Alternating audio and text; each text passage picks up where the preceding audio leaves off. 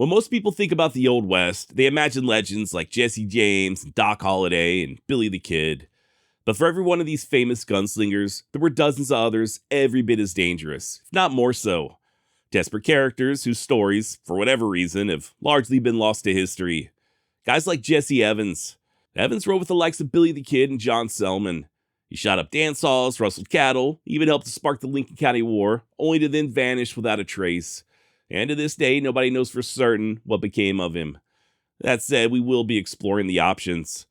We'll also take a look at 3 other, lesser-known gunfighters, including Nate Champion, Texas cowboy who stood up to the most powerful cattle barons in all of Wyoming. And said barons to the small army of 50 hired killers to surround Nate's cabin, he remained defiant. And the 12-hour standoff that followed, he more than earned the title of legend. After Champion, we'll take a look at the wild life of Billy Brooks. Armed with nothing more than a badge and a bad attitude, Brooks managed to kill or wound at least 15 men in less than a month. And that was before he took to stealing horses. Billy's story probably ends about how you'd imagine, but boy oh boy, what a ride. Then there's Barney Riggs, one of the Old West's most controversial gunfighters. Convicted of murder and sentenced to life in Yuma Prison, Riggs saved the warden's life, walked out with a full pardon, and still somehow managed to get into even more trouble back in Texas. And finally, we'll close things out with Old Man Clanton, family patriarch behind the infamous Clanton family of Tombstone. Any guesses as to why the old man went with his sons during the gunfight at the OK Corral? Well, stick around and you will definitely find out. And yes, we will also take a look at whether or not the Cowboys really wore those red sashes like they did in the movie. So without further ado, my name's Josh, and this is the Wild West Extravaganza. Yeehaw! Jesse Evans was born in Missouri in 1853. Or was it Texas? According to some, Jesse was part Cherokee and had received a college education back east. Others maintain that he was a childhood friend of Billy the Kid and that he and his parents had been arrested in Kansas for passing off counterfeit money. The truth is, we know very, very little about Jesse Evans. We don't even know for sure if that was his real name. What's more, there are no authenticated photos of Evans. Don't get me wrong, you can find photos online and in books, but none of them have yet to be authenticated. We'll circle back to the origins just a bit, but thankfully, once Evans arrived in New Mexico in the early 1870s, things do start to clear up. Is there where he found employment as a genuine cowboy, working for several different outfits before securing a job with the famous John Chisholm, which ironically might just be how Evans got to start stealing horses. Look, there's not much in life that's certain, other than death, taxes, and the fact that almost everyone in New Mexico in the 1870s was still in livestock, including the esteemed John Chisholm. In fact, when Chisholm sought reimbursement from the government for horses that he had lost to the Apaches, he was rebuked by U.S. Indian Inspector E.C. Watkins. Quote, "I think the evidence shows conclusively that in the matter of horse stealing, Mr. Chisholm is far ahead of the Indians, and that Chisholm was systematically robbing the Indians through the instrumentality of the men whom he had hired for the purpose." End of quote. And yeah, our very own Jesse Evans was one of those men. That said, by 1875, he had quit working for Chisholm and joined forces with another bandit by the name of John Kinney, or as I like to call him, Kinney, you bastard. Now, if you're not familiar with John Kinney, he's a pretty fascinating character in his own right. Originally from Massachusetts, Kinney joined the army at a young age and mustered out there in New Mexico in 1873, at which point he started stealing cattle like a man possessed. In time, Kinney would form a ranch not far from the town of Mesilla, serve as sort of a base of operations for he and his gang, or as a local paper described it, the headquarters and rendezvous for all evildoers in the county. Per historian Robert Utley, the quote, "offenses of both Evans and Kinney went beyond mere rustling. On New Year's Eve of 1876, Kinney, Evans, and several friends got into a brawl with some soldiers at a dance hall near Las Cruces, and Kinney was badly beaten. The vanquished withdrew, only to reappear at the doors and windows with blazing six-shooters. A soldier and an unlikely civilian, who happened to be in the line of fire, died instantly, and 3 soldiers were severely wounded, 1 mortally. No charges were brought against the murderers." Skip ahead just a little over 2 weeks later, and Jesse Evans would participate in yet another deadly shooting right there in Las Cruces, that of a fellow bandit by the name of Fletcher. Filled him full of holes and just left him there to rot in the street. This time Evans was indicted, but he was ultimately found not guilty. And not long thereafter is when he branched off from Kinney and formed an outfit of his own, known as the Boys. To once again quote the great Robert Utley, Evans undoubtedly continued his association with Kinney, who occasionally participated in the exploits of the Boys. They in turn used the Kinney Ranch as a refuge. Evans' field of operations, however, extended all the way across southern New Mexico, whereas Kinney seems to rarely have strayed very far from his Mesilla Valley Ranch. Into this heady environment in late September of 1877 ventured Henry Antrim, end of quote. And Henry Antrim, of course, was just an alias for Henry McCarty, also known as Billy the Kid. And although Billy and Evans would eventually become sworn enemies, they were initially on friendly terms. Not only would Billy ride with Evans and his gang in the fall of 1877, but they were also rustling stock from the Kid's future employer, John Tunstall, an offense that would see the both of them tossed in the infamous pit jail over in Lincoln. And yeah, the rest is pretty much history. Billy, of course, would go on to work for Mr. Tunstall, while Evans took the side of the Murphy-Dolan faction.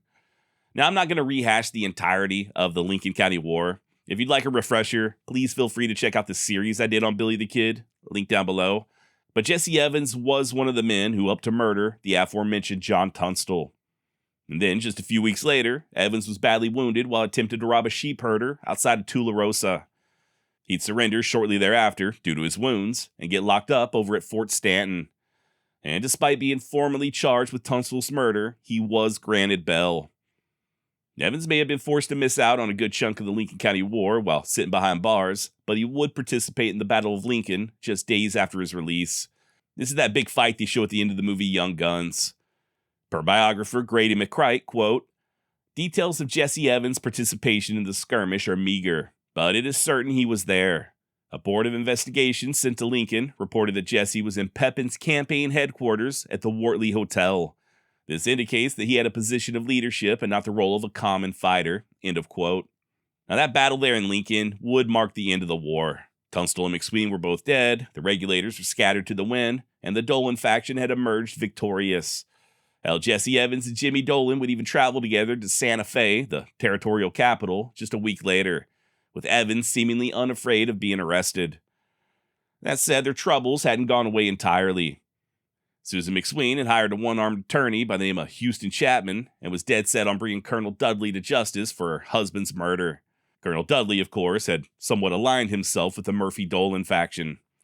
At the same time, Governor Lew Wallace extended a general pardon to all offenders not already indicted by a grand jury. This is great news for many of the former regulators, but it didn't apply to Billy the Kid, as he was already under indictment for the killings of Sheriff Brady and Buckshot Roberts. It also didn't apply to Jesse Evans due to his role in the murder of John Tunstall. So in other words, the war may have been officially over, but there were still some simmering embers threatening to reignite. And it was in the midst of this tension that Billy the Kid sent a message to Jesse Evans and Jimmy Dolan, basically asking if they wanted to continue fighting or did they want to make peace. Per historian and friend of the show, James B. Mills, quote, "Kid Antrim received word back from his longtime enemies at Fort Stanton that they would arrive in Lincoln that evening to meet and talk peace.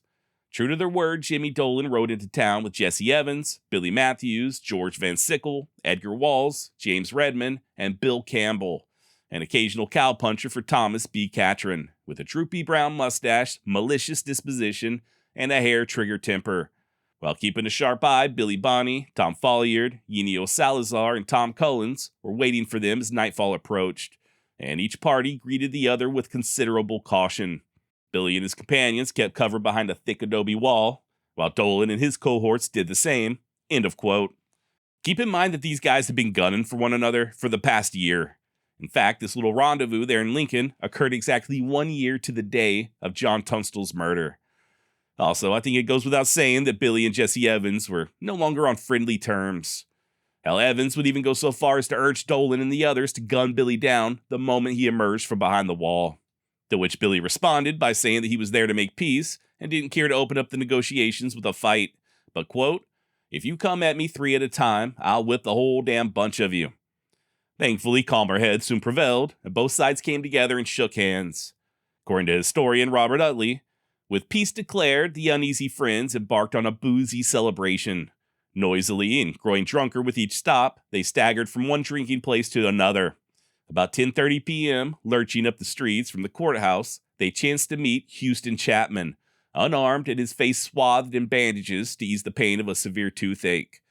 Billy, coolly sober in contrast to the others, watched the scene unfold. And yeah, it was just moments later when Jesse's buddy, Bill Campbell, pulled out his pistol and shot Chapman deader in hell. Shot him at such close range that the attorney's shirt caught on fire. They then just simply strolled away to another saloon and ordered a round of oysters. Now, both Jesse Evans and Billy the Kid had witnessed the murder. In fact, later on that night, Campbell gave Billy a pistol and asked him to place it on Chapman's body. The Kid initially agreed, but rather than do as he was told, he just saddled up and left town. The peace that he had brokered with Evans and the others just hours earlier was already broken. And as far as I'm aware, that's the last time that Billy the Kid and Jesse Evans would ever lay eyes on one another. Now, you may be wondering why Billy failed to kill Evans, especially considering Jesse's role in the death of John Tunstall. Well, according to author Walter Noble Burns, Jesse had denied taking part in Tunstall's killing, and the Kid believed him. Another possibility, put forth by Evans' biographer Grady McCright, is that Billy was somewhat mellowed out after a year of fighting. Many of his friends were dead, others had left the territory, and I guess it's entirely possible that people on both sides of the war had grown weary of constantly dodging bullets. And then, of course, there's historian Emerson Huff. According to him, Jesse was one of the few men who didn't fear Billy the Kid. He said that Billy might be able to beat him with a Winchester, but that he could never take him with a six-shooter. Even Sheriff Brady had once said that he'd much rather go face-to-face with Billy Bonney rather than Jesse Evans. Allegedly. Not sure how true that is. Many of the sources regarding Jesse Evans are highly questionable, but I do think it's safe to say that he was more than capable of handling himself. So who knows, man? Maybe Billy figured it was touch and go and he didn't want to chance it. As to whether or not he was actually afraid of Evans, that's another story, but I do think at the very least, we can all agree that Jesse was a formidable gunman. Just to give you an idea how deadly he was, and active, Evans would be the subject of 10 arrest warrants out of Donna Ana County, New Mexico, between the years 1875 and 1878, and 5 of those warrants were for murder. That's not counting additional murder charges over in Lincoln County. So yeah, I don't know if he was scared of Billy the Kid or vice versa, but Jesse Evans most definitely struck fear in the hearts of everyday citizens. That said, he wouldn't remain there in New Mexico much longer. Evans would be arrested again in early March for being an accessory to the murder of Houston Chapman. Only thing is, he managed to escape less than 2 weeks later, at which point he just made a beeline for Texas. It's there, near the town of Pecos, that he and his gang began trafficking in stolen cattle to the soldiers over at Fort Stockton. Or at least they did until they were put on notice by the sheriff. Once again, per Evans' biographer Grady McCright, quote, "While not true to his character, Jesse elected to relocate after the warning. Fort Davis was a likely prospect since Jesse's confederate John Selman was a butcher there. Selman's shop could serve as an outlet for Evans' contraband beef," end of quote. Now, if the name John Selman rings a bell, that's probably due to him being the El Paso constable who killed John Wesley Hardin in 1895. But back in 1879, Selman was a wanted man. He too had operated a gang of cutthroats down in Lincoln County, known as Selman Scouts. They were soon forced out of the territory, much like Evans and his bunch, at which point Selman took on the alias of John Tyson and opened up that butcher shop down at Fort Davis. And to be honest, he and Evans did have a pretty solid operation going. Jesse and his boys could rustle cattle from faraway ranches and then just funnel them through Selman's butcher shop without drawing suspicion. The only thing is, Evans couldn't leave well enough alone. In addition to stealing cattle, he and his gang also started terrorizing the locals. They'd routinely rob both homes and businesses, and even pistol whip law-abiding citizens in broad daylight. Wasn't long before folks started petitioning the government for assistance. Finally, in early June of 1880 is when authorities sent a detachment of Texas Rangers under the command of the very capable Sergeant Ed Syker. And although the Rangers did manage to arrest John Selman, Evans and the others eluded capture, at least temporarily. They initially headed to the border town of Presidio, where Jesse openly purchased a new pair of boots. In all reality, this is just a trick to make the Rangers think they had fled to Mexico. But rather than cross the river, the bandits instead turned north to the Chenati Mountains. And they might have gotten away with it too, had it not been for those pesky Rangers. As fate would have it, Sergeant Syker and his men were watering their horses just north of Presidio when they noticed suspicious riders in the distance. So they headed out for a closer look.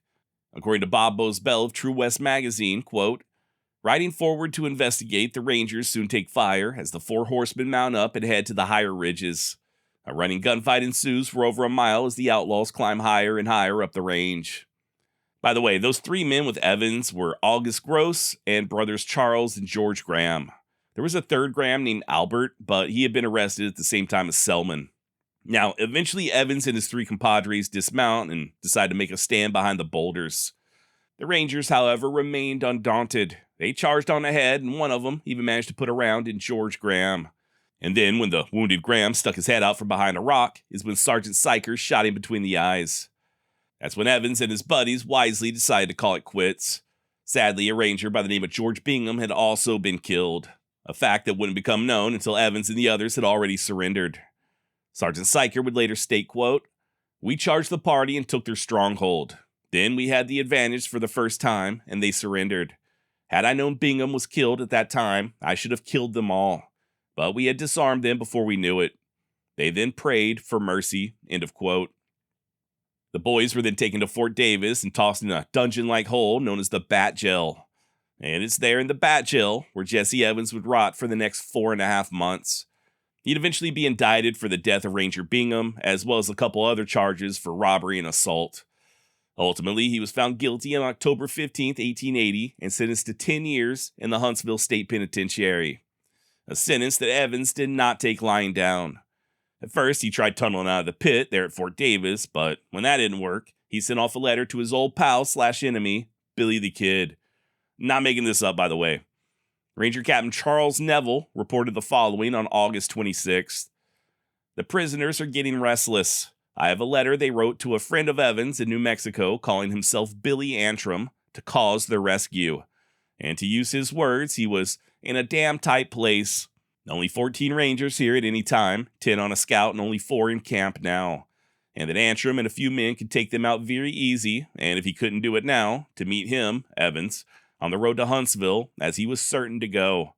I understand this man Antrim is a fugitive from somewhere and a noted desperado. If he comes down, and I expect he will, I will enlist him for a while and put him in the same mess with Evans and company." End of quote. Now, obviously, Billy wouldn't come to Jesse's rescue, but it is fun to imagine how things may have turned out had the letter not been intercepted. Do I think that Billy the Kid would stand a snowball's chance in hell facing off against the Texas Rangers? Not really. But then again, Billy was a very clever young man, so you never know. That said, given he and Jesse's recent history, I doubt he would have came to his aid in the first place, but once again, who knows? Now, Evans would enter the Huntsville State Penitentiary as prisoner 9078 on December 1st, 1880. And less than 18 months later, on May 23rd, 1882, he managed to escape. Apparently, he was on a work detail outside of the walls and just walked away. And to this day, nobody knows what in the hell became of him. So far as history is concerned, Jesse Evans just vanished in the wind. There were a few unconfirmed sightings, though, both in El Paso, Texas, and even further west in Arizona. Years later, in 1906, author Emerson Huff would claim that Evans was, quote, said to have been a Texarkana man and to have returned to his home soon after escaping, only to find his wife living with another man and supposing her first husband dead. He did not tell the new husband of his presence, but took away with him his boy, whom he found now well grown. It is stated that he went to Arizona, and nothing more is known of him. And then there's historian Eve Ball.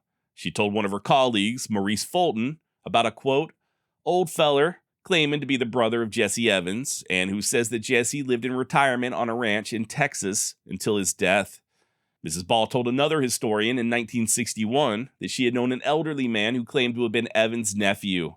Quote, he told me that his uncle died only about 7 years ago on a big ranch in Texas. He had not been out of the house in daytime for 40 years, and even his closest neighbors did not know of his existence. This man would not permit me to use this for publication because of his family, who did not know of his relationship to Jesse Evans. I found the other material he gave me was very close to the accepted historical versions, but this may not have been true. He did know inside details that made it sound convincing. I cannot vouch for its authenticity, however, nor can I give you his name, end quote. Even the El Paso Times would publish an article in 1951 claiming that Evans was leading a sedate existence at an undisclosed location in Texas. Now, earlier I did mention that we don't know whether or not Jesse Evans was his true name, and there are a lot of people that think his last name was either Davis or Graham. Remember the Graham brothers who he was riding with when he got arrested by the Texas Rangers? They also used the last name of Davis on occasion. And then, of course, there are others who think that Jesse found his way to Florida and began living under the alias Joseph Hines. Now, this is where things are going to get a little bonkers. You see, back in the late 1940s, an attorney by the name of William Morrison met with an old man in Florida named Joseph L. Hines. Mr. Hines claimed to be a veteran of the Lincoln County War and living under an assumed name. His brother had recently died up in North Dakota, and he was having a hard time claiming said brother's property on account of not being able to prove his true identity. And yes, this is the same William Morrison who would go on to champion Brushy Bill Roberts. Now, that said, in Morrison and Sonishin's book, Alias Billy the Kid, they make it very clear that Hines never told him his real name. But nonetheless, there are a ton of people who think that Hines could have possibly been Jesse Evans. Look, I dug into this for about as far as my sanity would allow, and from what I can tell, there's nothing of substance. But for the sake of transparency, here's what I was able to find. Author Dan Edwards, in his book Billy the Kid, an autobiography, states that Joe Hines was indeed Jesse Evans. According to Dan, quote, Joe Hines was able to prove to the satisfaction of a court of law that he was the one and only Jesse Evans of legend. How exactly Dan came to this conclusion is unclear, as his book is devoid of sources. That said, I did find another book making similar claims, Billy the Kid Beyond the Grave by W.C. Jameson, which, if I'm not mistaken, was published nearly a decade prior to Mr. Edwards' autobiography. Jameson also makes the bold claim that Hines was, quote, in all reality, Jesse Evans. But once again, no sources are provided. Remember, William Morrison never claimed that Hines was Jesse Evans, at least not publicly. He never listed the man's real name in alias Billy the Kid. There is a letter, however, allegedly written by Morrison, where he stated that he thought Hines' real name was William Campbell, which does kind of make sense, considering that Hines' dead brother up in North Dakota was Morgan Campbell. Long story short, the only information I can find regarding Joe Hines being Jesse Evans originates solely from Brushy Bill proponents. And you know how they are when it comes to primary sources.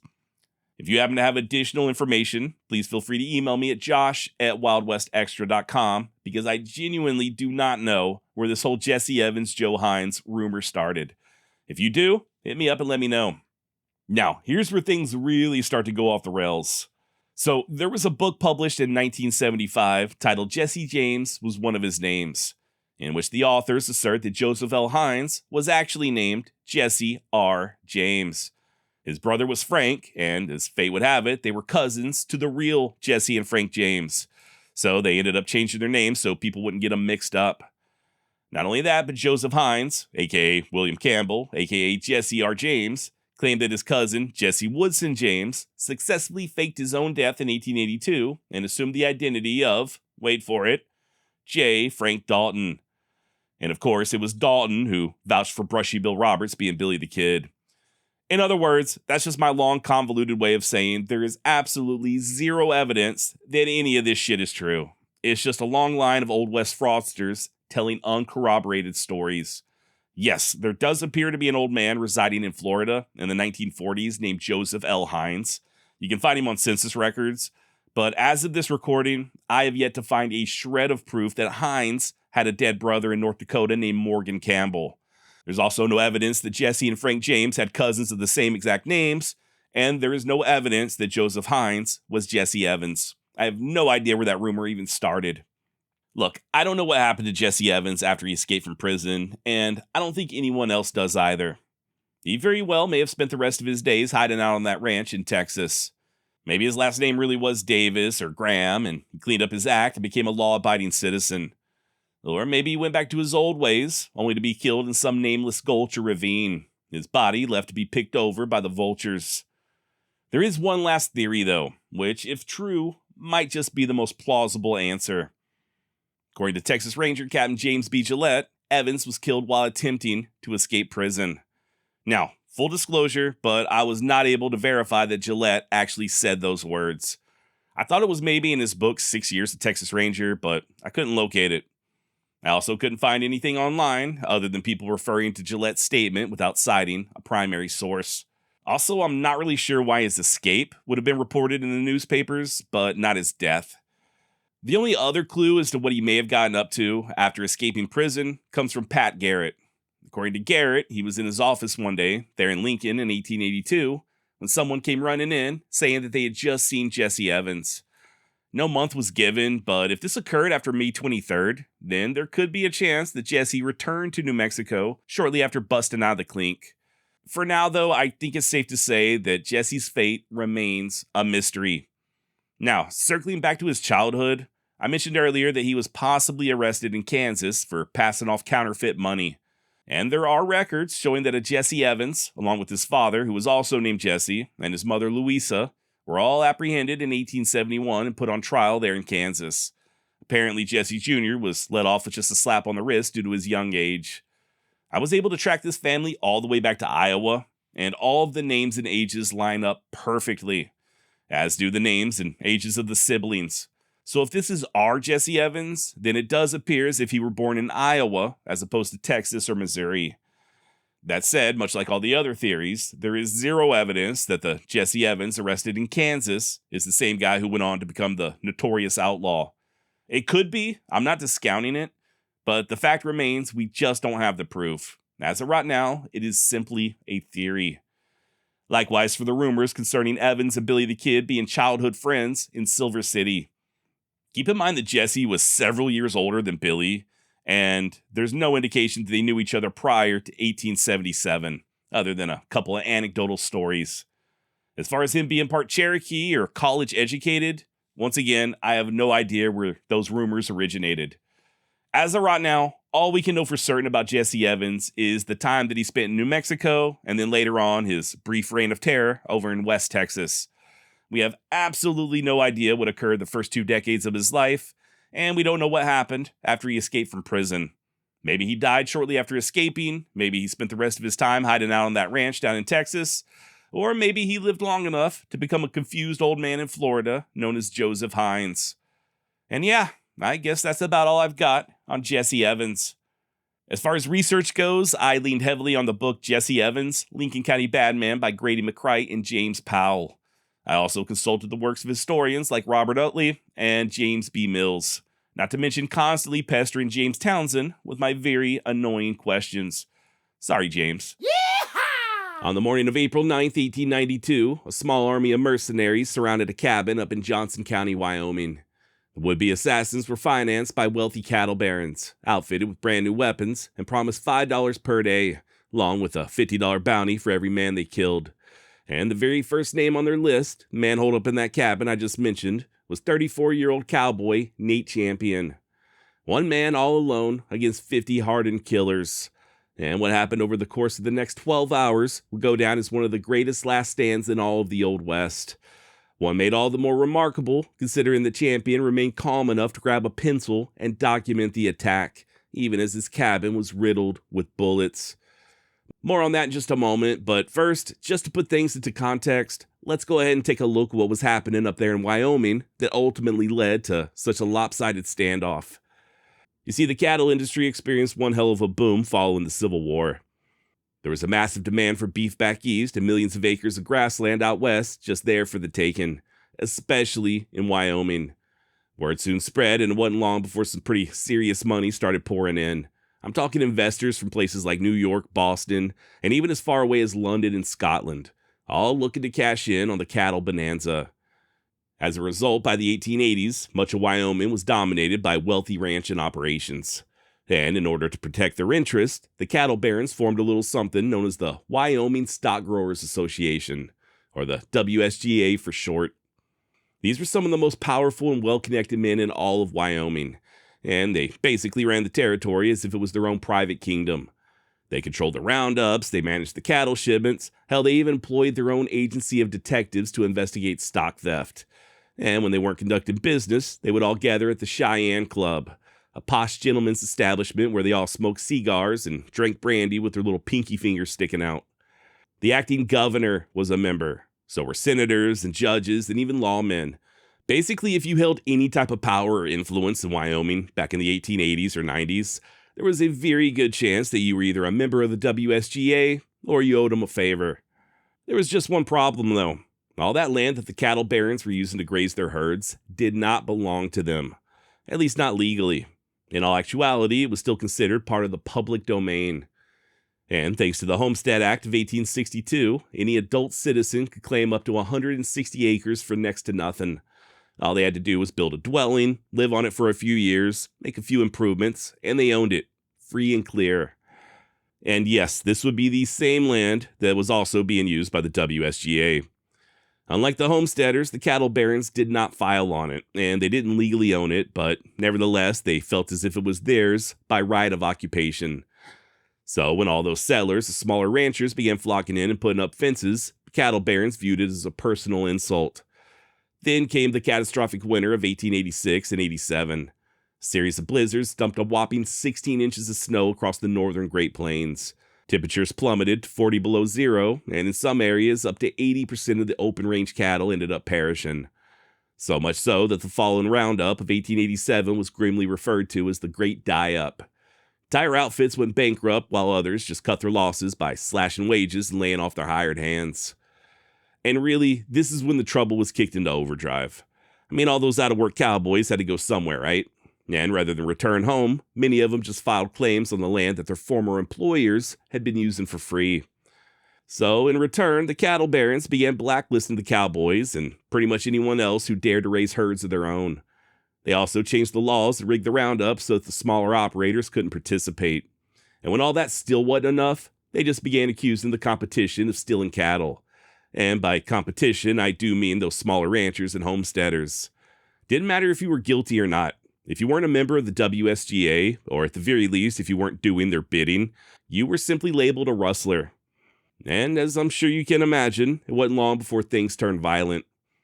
In late June of 1889, WSGA lynched a pair of homesteaders, one of whom was a woman, based on absolutely nothing but trumped-up charges. They just wanted her land, so they murdered her. Skip ahead to 1891, and a horse trader named Tom Wagner was likewise lynched by masked men. And then, not long thereafter, two additional small ranchers, John Tisdale and Orley Jones, were shot and killed as they were leaving the town of Buffalo. These were separate ambushes, by the way. Tisdale was a former trail boss who had come to town to buy Christmas presents for his kids. Whoever killed him also shot his dog and his horses. As for Jones, he was just a young cowboy purchasing lumber to build a cabin for his new bride. His bullet-riddled body was found just 3 miles from where Tisdale was murdered. And yeah, this was the environment that Nate Champion found himself in during the early 1890s. Originally from Texas, Nate most definitely came from a tough stock. His father was sheriff of Williamson County, and one of his aunts drove her own cattle to market as far away as Kansas. And in time, Champion would do the same, just trailing herds and working his way north to Wyoming. It's there where he found employment with the big outfits and earned himself a reputation as a top hand. Everything was going great until he decided to file on a spread of his own, and that's when the cattle barons accused him of being a rustler, just like everybody else. And despite eventually being dubbed the king of the cattle thieves, there is zero evidence that Nate ever stole a damn thing. His biggest crime was simply starting a ranch of his own. That and helping to organize a separate roundup in direct defiance of the cattle barons. There's a lot more involved. If you'd like to learn additional details, I would suggest checking out the series I did on Frank Canton, in which I go very in-depth on the Johnson County War. I'll drop a link down below. But long story short, the WSGA would end up recruiting a small army of mercenaries with the express purpose of invading Johnson County and killing Chapman and the other leaders amongst the smaller ranchers. Guess they figured if they took out the leadership, everyone else would either fold or scatter. And to make matters even worse, this invasion had the full backing of Wyoming's political establishment, including the governor. Like I said, there's a lot more involved, but in a nutshell, this is how Nate Champion found himself under siege in early April of 1892. And by the way, this was not the first time that the cattle barons had tried to kill Champion. Did I call him Chapman earlier? For some reason, my brain just told me that I may have called him Chapman earlier. My bad. Anyway, the show must go on, right? So the initial attempt on Champion's life was actually 5 months prior, on November 1st, 1891. That's when a handful of gunmen burst into Nate's cabin while he was asleep and started shooting. Champion miraculously managed to pull a pistol of his own from underneath his pillow and return fire. killing one of the attackers and forcing the others to retreat. Needless to say, on the second attempt, the killers would exercise a bit more caution. Rather than storm the cabin, they just waited until daybreak, hoping that Nate would step outside. Only thing is, Champion was not alone. Fellow cowboy Nick Ray was also with him there at the cabin, as well as a pair of fur trappers who just happened to be passing through. Matter of fact, it was the fur trappers who were the first to step outside. Luckily for them, the mercenaries recognized that they were non-combatants and let them go. Nick Ray, however, would not be so lucky. As soon as he stepped outside looking to see what had become of the trappers, the killers opened fire and drilled him through and through. Ray managed to stagger back towards the cabin and collapse near the door as the rest of the invaders likewise started shooting. And what happened next would stun every man in attendance. Braving a hell of gunfire, Nate Champion appeared in the doorway, Winchester ablazing. And then, with bullets snapping all around him, he managed to run out, grab Ray, and haul him back inside to safety. And yeah, for the next several hours, the invaders just continued pumping round after round into the cabin, with Nate firing back sporadically just to keep him at bay and let him know that he was still alive. And at some point during a lull is when Champion grabbed a pencil and a piece of paper and began documenting the attack. I guess at that point he knew he wasn't going to make it out alive and just wanted to leave a record of what really happened. Quote, "It is now about 2 hours since the first shot. Nick is still alive and they are still shooting all around the house. Boys, there is bullets coming in like hell." Nate would continue shortly thereafter, writing, quote, "Nick is dead. He died about 9 o'clock. I see smoke down at the stable and I think they have fired it. I don't think they intend to let me get away this time. Boys, I feel pretty lonesome just about now. I wish there was someone here with me so we could watch all sides at once." Much to Champion's surprise, his attackers soon began shooting at a wagon rushing by in the distance. According to Nate, quote, "It's about 3 o'clock now. There was a man in a buckboard and one on horseback just passed. They fired on them as they went by. I don't know if they killed them or not. I seen lots of men come out on horses on the other side of the river and take off after them." Now, unbeknownst to Champion, god damn it, I'm going to keep calling him Chapman on accident. My bad. But yeah, unbeknownst to Champion, the guy on the buckboard was a buddy of his named Jack Flagg, another leader amongst the so-called rustlers. And luckily for Jack, he was able to escape and sound the alarm over in nearby Buffalo. In other words, the invaders had lost the element of surprise. This is very important, as you'll soon discover. For Champion, however, it was far too late. His fate was pretty much sealed. Quote, "Well, boys, they have just got through shelling the house like hell. I heard them splitting wood. I guess they are going to fire the house tonight. I think I will make a break when night comes, if alive." End of quote. And unfortunately for Nate, he was correct. Fire at the house they would. The attackers ended up filling a wagon full of hay, setting it on fire, and then shoving it against the cabin, while the others kept Champion pinned down with rifle fire. The flame spread quickly as Nate jotted down his final note. "The house is all fired. Goodbye, boys, if I never see you again." Sources do differ as to where exactly Nate fell or how many times he was shot before he gave up the ghost. All we know for certain is that he burst from the cabin, guns ablazing, and moments later, he was dead. We also don't know how many of his opponents he took with him. According to one account, he only wounded 2 of them. Other sources claim that he killed as many as 4 and wounded several others. About the only thing everyone agrees on is that Champion went down fighting. Even the notorious Frank Canton, who helped orchestrate the entire attack, would admit as much as he gazed upon Nate's lifeless body. Quote, "He came out fighting, and he died game." End of quote. He also bought time for his compadres. Remember the guy in the wagon, Jack Flagg? Well, like I said, he did manage to reach Buffalo and sound the alarm. Johnson County Sheriff Red Angus then formed a posse comprised of around 200 very pissed off men. And just like that, the hunters became the hunted. Nate's killers were forced to seek refuge on a nearby ranch as they found themselves under siege for the next 3 days. And then, just as the sheriff and his posse were getting ready to blow them out with dynamite, that's when the army showed up.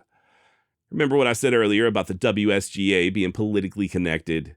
Apparently one of their buddies got in touch with the senator back east, who woke up the damn president in the middle of the night begging him to send troops, which he did, soldiers out of Fort McKinney. And what followed was nothing short of an outrage. Although the invaders were taken into custody, it was mostly for their own protection, and they were able to pretty much come and go as they pleased. And when Johnson County tried to prosecute them for murder, all their money and political connections saw to it that the charges were dropped. The Texans slipped home, the cattle barons returned to their massive estates, and not a single person was ever convicted of Nate Champion's murder. One of the Texas gunmen, a guy by the name of George Tucker, later offered up a remarkably candid assessment. We were in Wyoming as paid assassins of the big ranchers. We were brought there to murder men in violation of the law. Let no one mislead you by saying that we had the law on our side. We had the politics and the money, but not the law. End of quote. Sounds a lot like what's going on nowadays, right? There are just some people that almost seem untouchable. Instead of cattle barons meeting at the Cheyenne Club, you've got tech billionaires and hedge fund managers meeting at Davos. And instead of buying off senators with cattle money, they're buying them off with super PACs and stock options. Instead of blacklisting cowboys, they lobby against labor protections and rights for workers. Their methods may be a little bit more polished, but the fundamental dynamic, small group of extremely wealthy and connected men using power to tilt the game in their own favor, that hadn't changed one goddamn bit. And just like the WSGA, they are counting on the rest of us to feel like there's nothing we can do about it.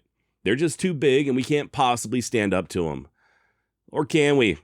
Here's the thing that they don't want us to realize. There's way more of us than there are of them. Nate Champion couldn't take on the cattle barons all by himself. Neither could Flag or Sheriff Angus.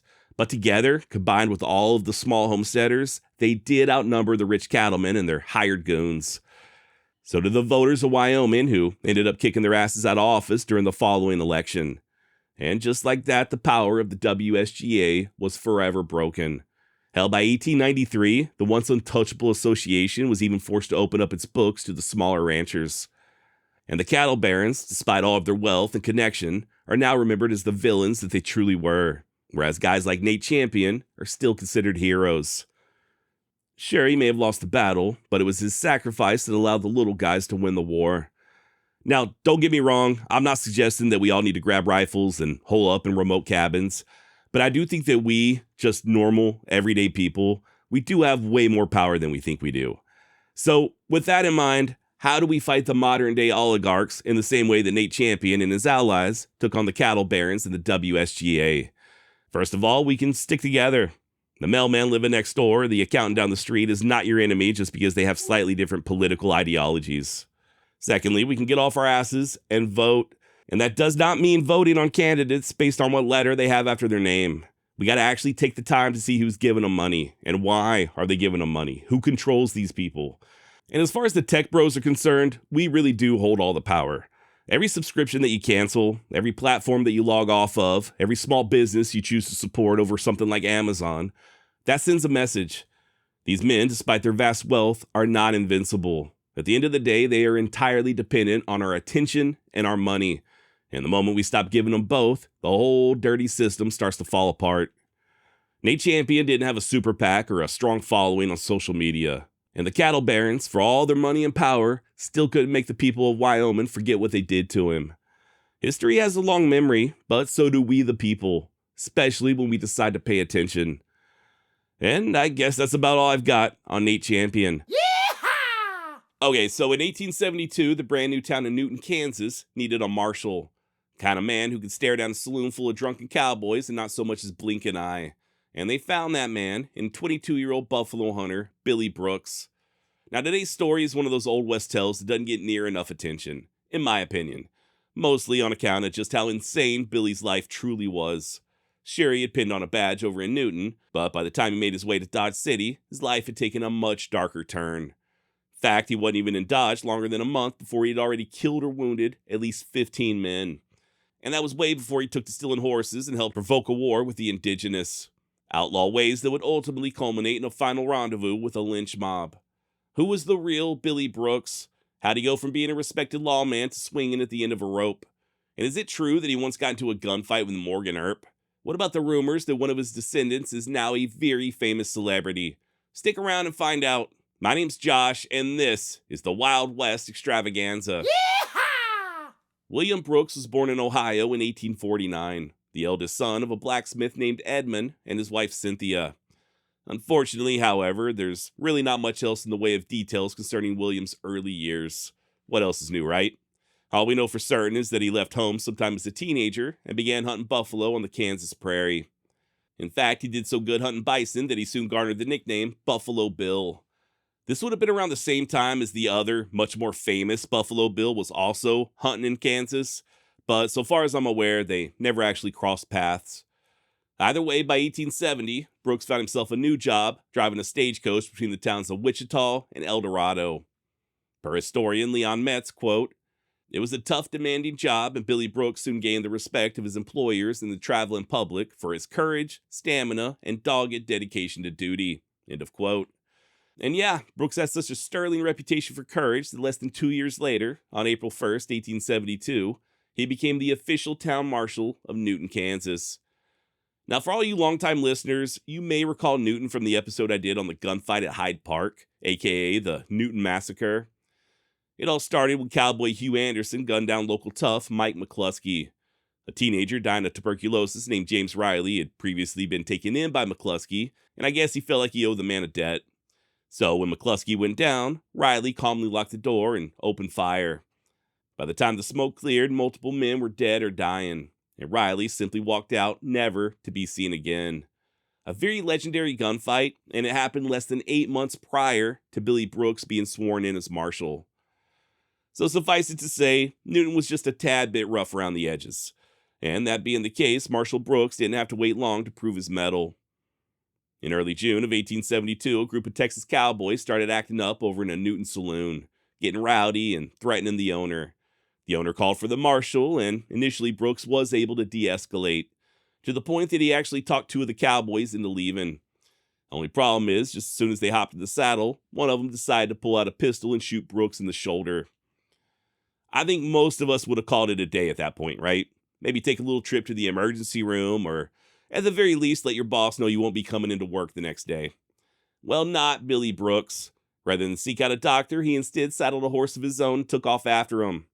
In the chase that ensued, he received 2 additional gunshot wounds, one of which passed through his right breast, and he still continued the pursuit for another 10 miles before finally turning back to have his wounds treated.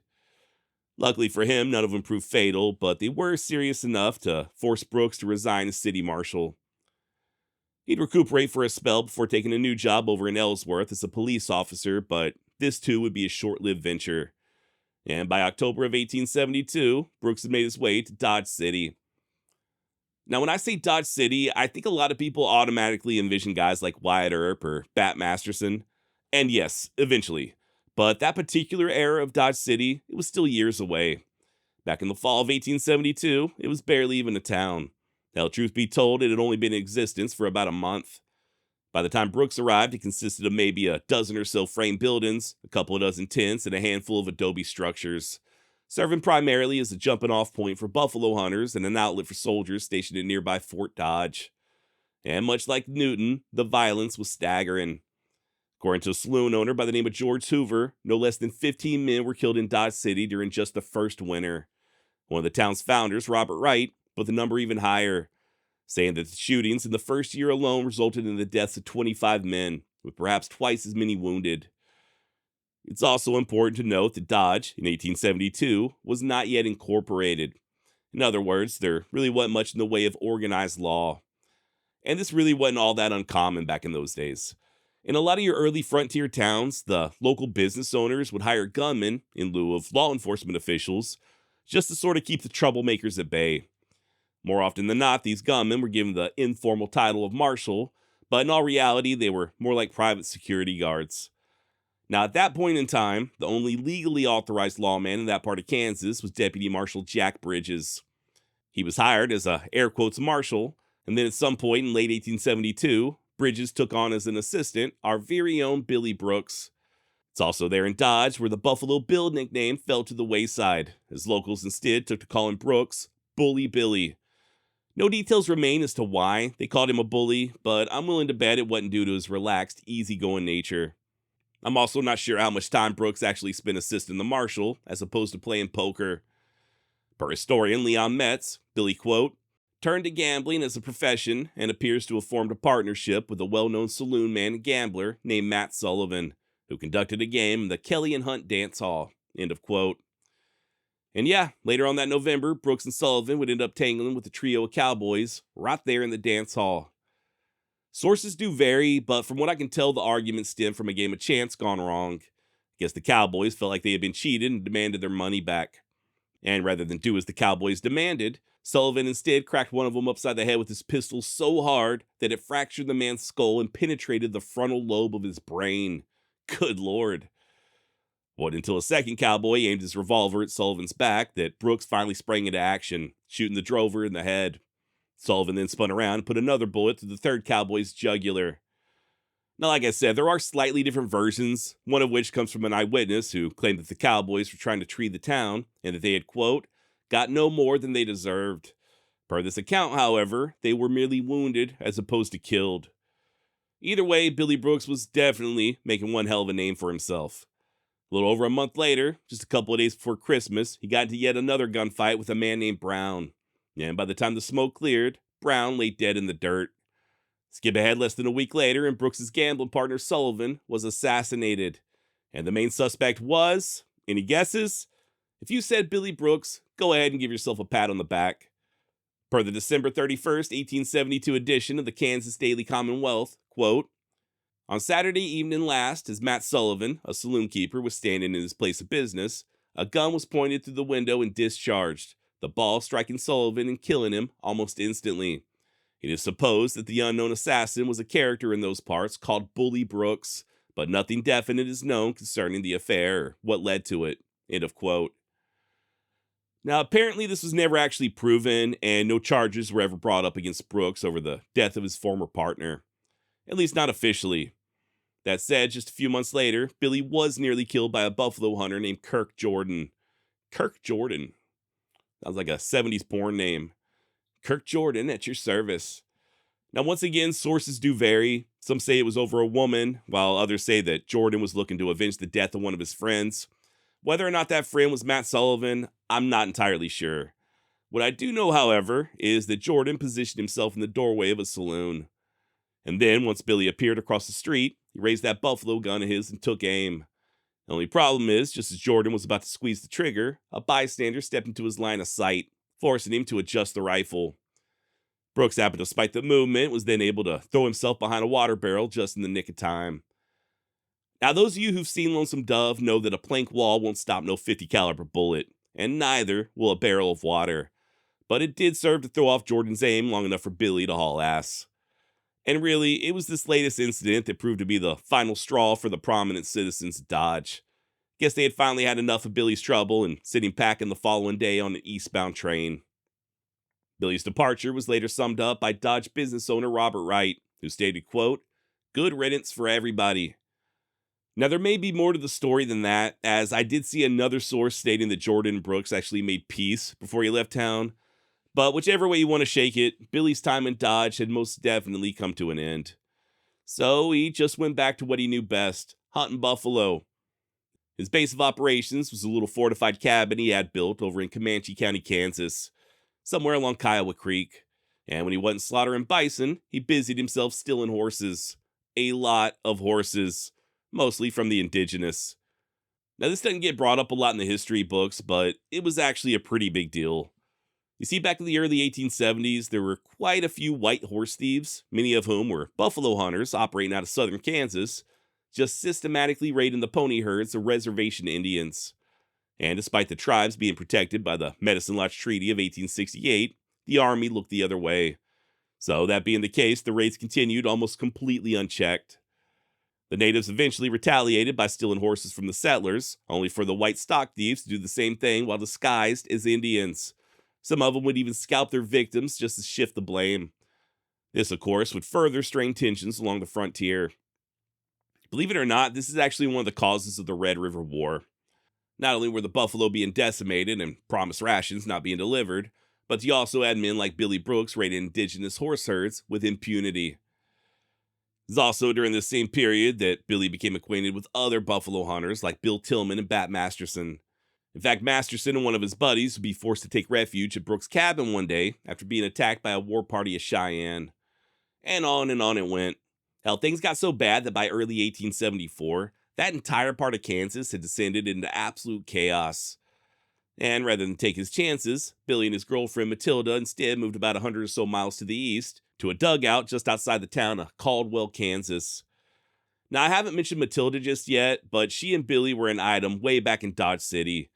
She had worked as a dance hall gal, and despite taking Billy's last name and passing herself off as his wife, most historians do think it's unlikely that the couple was officially married.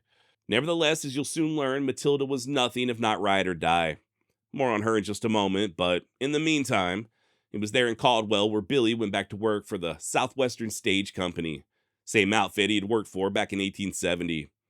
There was just one problem, though.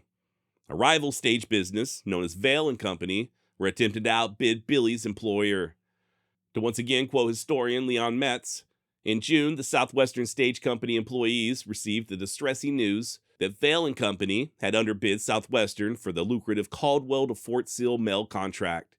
This spelled disaster for Southwestern, for without that mail contract, it was unlikely that the company could maintain its passenger service, and it would have to close down its operations in that area. End of quote. In other words, if Vale and Company were successful, Billy would be out of a job. So, that being the case, he and a few others came up with the genius idea of stealing all of the horses and mules belonging to the competition. I guess they figured that if Vale didn't have any animals, then they wouldn't be able to deliver the mail. Among Billy's conspirators was a livery stable owner named Judd Calkins, along with a young attorney named L. Ben Hosbrook. Now, lawyers always got to start their names with an initial just to sound fancy. And then you had another old boy named A.C. McLean, as well as a couple of the region's most notorious horse thieves, Hurricane Bill Martin and one-armed Charlie Smith. I'm gonna have to cover Hurricane Bill one of these days. This guy's name just keeps popping up, and to be honest, I really don't know a whole lot about him. Gonna have to fix that soon. But yeah, from what I understand, all total, there were around 15 or so conspirators looking to put the rival stage company out of business. And not all these guys work for Southwestern, by the way. Some of them just had ventures of their own or other financial interests that relied on Southwestern staying in business. But yeah, by late June of 1874, the scheme was in full operation. That's when a horse and 4 mules turned up missing from the stables of Vale and Company. They might have actually gotten away with it too, had it not been for the aforementioned A.C. McLean. I guess nobody ever taught him how to keep a secret, and he ended up blabbing to a local doctor. And in turn, the doctor went to the authorities. As such, on July 27, 1874, a justice of the peace issued warrants not only for Billy, but for several of his buddies. Sumner County Sheriff John Davis then gathered a posse and headed for Caldwell. At the same time, there were several bands of vigilantes also scouring the countryside. And as a result, many of the suspects were rounded up one by one. Hosbrook's fancy-sounding name didn't stop him from being arrested in a cornfield just outside of town. Another man named Terrell was busted at a friend's house, and one-armed Charlie was apprehended as he tried fleeing south into the territory. Only Billy Brooks refused to be taken quietly. Rather than run, he instead holed up in that dugout of his with Matilda. And when Sheriff Davis arrived with the posse, Brooks announced in no uncertain terms that he would not be taken alive. And for good reason, right? I mean, a man like Brooks has spent enough time on the frontier to recognize both the power and prevalence of lynch mobs. And despite the sheriff's promise that he'd protect him and see to it that he got a fair trial, Billy just flat out refused to budge from that dugout. Hell, even Matilda refused to leave. Story goes that she took a pistol in one hand and a knife in the other and advised Brooks to stand firm, saying that they'd either fight the posse off or die together. Siege would go on for several more hours until Billy finally allowed one of the posse men to come inside, a guy he personally knew by the name of John Kirk. And just like the sheriff, Kirk also promised a safe transport to Caldwell. I guess Billy felt like he could trust Kirk, so he finally agreed on one condition, that he be allowed to retain his firearms. The request was granted, and Brooks finally emerged with 2 pistols strapped to his hips and a Winchester in his hand. It wasn't until he finally got to Caldwell that he handed his arsenal over to the sheriff.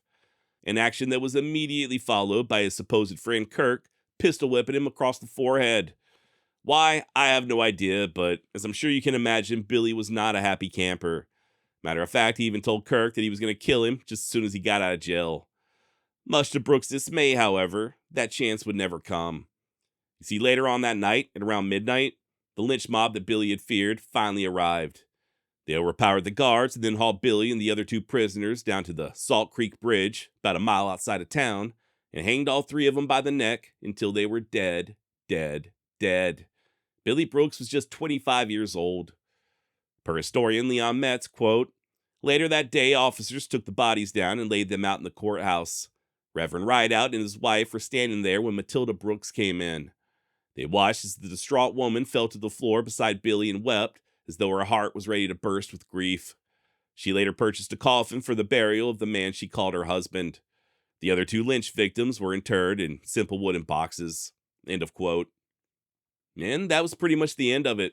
According to Metz, there were very few people there in Kansas who shared in Matilda's grief. Now, interestingly enough, Matilda would give birth just 7 months later to a little boy she named William. Later on in life, William moved south to Tulsa, Oklahoma, and had several children of his own, one of whom was named Troil. And in the year 1962, Troil would father none other than country music sensation Garth Brooks. Now, I don't know about you, but Billy Brooks' life sort of reminds me of a quote from author Mario Puzo. I think I've shared it on the show before, but it does bear repeating. There are men in this world who go about demanding to be killed. You must have noticed them. They quarrel in gambling games. They jump out of their automobiles in a rage if someone so much as scratches their fender. They humiliate and bully people whose capabilities they do not know. I have seen a man, a fool, deliberately infuriate a group of dangerous men, and he himself without any resources. These are people who wander through the world shouting, "Kill me, kill me," and there is always somebody ready to oblige them. Billy Brooks killed God only knows how many people. He stole God only knows how many horses, and he made God only knows how many enemies, some of whom may have been part of that lynch mob. He and his buddies weren't necessarily hanged just for stealing a few mules. They were hanged for being the exact type of men that Mario Puzo wrote about. And in the end, young Billy got his wish. And by the way, I did make up everything I said about Garth Brooks. As far as I'm aware, they're not related whatsoever. Just couldn't help myself. Now, full disclosure, if you go to the Wikipedia page for Billy Brooks, it shows that he was born circa 1832 and that he was around 40 or 41 years old when he was killed. This is somewhat corroborated by contemporary sources who describe Billy as looking much older. That said, I did choose to go with Leon Metz, who stated that Billy was born in 1849. I did do a little due diligence of my own, and I was able to find Billy and his family on the 1860 census for Claremont County, Ohio. And everything in the census lines up exactly with Metz's information. A father named Edmund working as a blacksmith, mother named Cynthia, and sure enough, Billy is listed as being 11, which would have made him just 25 years old at the time of his death. Just wanted to clear that up in case there were any questions. You may have also heard the story about Billy Brooks getting into a gunfight with Morgan Earp. Legend has it they were both competing for the same marshal position up in Butte, Montana, and Brooks said he intended to gun Morgan down at the first opportunity. In turn, Morgan said that he was going to shoot Brooks on sight. Sure enough, next time the two met, they went for their guns. And although Billy was able to shoot Morgan in the arm, Morgan returned fire and put a round straight in Billy's belly. It's a great story, but it never actually happened. Comes from just one source, Stuart Lake, and we know it didn't happen because Morgan didn't become Marshal of Butte until 1880, over 5 years after Brooks was already dead. Yeehaw! All right. Today we'll be discussing Barney Riggs, a lesser-known gunfighter who was so vicious that even the noted assassin Jim Miller gave him a wide berth. Originally from Arkansas, Barney killed his first man in Texas when he was still a teenager. He then disguised himself in women's clothing and fled to Arizona, where he continued killing. Matter of fact, it was Barney's violent tendencies that would earn him a life sentence over at the Yuma Prison. Sentence that was ironically cut short on account of Barney killing yet again, only this time to save the warden. And despite being given a full pardon and pinning on a badge, Riggs just couldn't seem to keep himself out of trouble. Make no mistake about it, the man was absolutely fearless when it came to gunplay. Barney never backed down from a fight, and he damn sure knew how to keep his cool when the bullets started flying. It was the rest of his life that was a total disaster. And in the end, it was Riggs' own temper, as well as his many vices, that proved to be his final undoing. But hey, enough with the preamble. Let's go ahead and get things started. My name's Josh, and this is the Wild West Extravaganza. Yeehaw! Barney Kemp Riggs was born in Arkansas on December 18th, 1856. Family would head to Texas not long thereafter and settle in Bell County. And as fate would have it, it's right there in Bell County where a teenage Barney killed his first man. Turned out to be a total accident. Apparently Riggs thought his pistol was empty and he was quote-unquote only fooling with it, when it went off and killed one of his buddies. As far as I know, he wasn't punished, but he would find himself at odds with the law just a few years later. I'm not really sure about the details. Apparently, it was over something minor, but the sheriff did show up at the family farm one day, telling Barney that he needed to come to town and answer some questions. And rather than do as he was told, Riggs instead ran out of the house disguised in his sister's dress. And he wouldn't stop running until he arrived at his uncle's ranch over in Cochise County, Arizona. Now, this is also around the same time when the Earps were feuding with the Cowboys, and while Barney would not play a prominent role, he would be briefly deputized by Sheriff Johnny Behan. For the most part, though, he earned a living stealing horses. He'd drive them south to Mexico, sell them, and then on the trip back north, he'd steal a bunch of Mexican ponies to offload north of the border. And it was during one such trip that he allegedly committed an act of what I think most of us would consider mass murder. Story goes that he and his cousin had quarreled with a group of Mexicans at a watering hole, 2 men and 3 women. And one thing led to another, and Riggs shucked iron and killed both of the men. Then later on, as they were headed north, Barney remarked that the women were likely going to snitch him out, so, according to said cousin, he, quote, went back and shot the 3 women. Full disclosure, but the only evidence we have regarding these killings is the word of his cousin. His first officially recorded murder wouldn't occur until the fall of 1886. That's when Riggs started hearing rumors about his wife having a little extramarital fun with his uncle's adult stepson, old boy by the name of Richmond Hudson. Barney confronted Richmond, but he denied the allegations, at least to Barney's face. As soon as he was gone, however, is when Richmond went right on back to bragging, saying that not only did he seduce Barney's wife, but he also wasn't afraid of him finding out. And yeah, you know what happens next, right? As soon as word gets back to Riggs, he rides out to the ranch where Richmond was working, laid an ambush, and shot him dead. Now I know what you're thinking. It ain't much of a crime for killing a man for messing with your wife. And I tend to agree. The only problem was how he went about doing it. Rather than face Richmond up close and personal, he simply dry gulched him from a distance. That being the case, Barney got a life sentence over at the Arizona Territorial Prison, affectionately known as the Hellhole of Yuma. To quote historian Robert D. Arment, up to this point, Riggs had done nothing to place him in the ranks of the storied gunfighters of the West. He was simply a killer, a back-shooting, cold-blooded murderer of defenseless men and women. Like many before him and after him, he would live out his days behind bars, die and be buried, unmourned, and forgotten. End of quote. And that likely would have been the case, had Barney not helped to save the life of the prison superintendent, Thomas Gates. You see, on the morning of October 27th, 1887, Superintendent Gates was attacked by several inmates, one of whom they got their hands on his revolver. Meanwhile, another inmate began stabbing Gates in the back with a butcher knife. Barney saw what was going on and sprang into action. He managed to pull the gun out of that one inmate's hand and use it to kill the guy who was stabbing Gates. Barney would later recall, quote, he threw up his knife and turned to run, so I shot him again in the small of the back. He ran a little further when Hartley, one of the guards in the tower, fired and broke his thigh.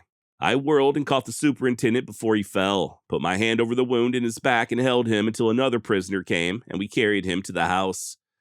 And yeah, for his part in saving Mr. Gates, Barney received a full pardon. Kind of. Turns out a lot of the good folks there in Cochise County weren't all that happy about Riggs being sent back to them. So they petitioned the territorial government, basically asking that he be kept behind bars.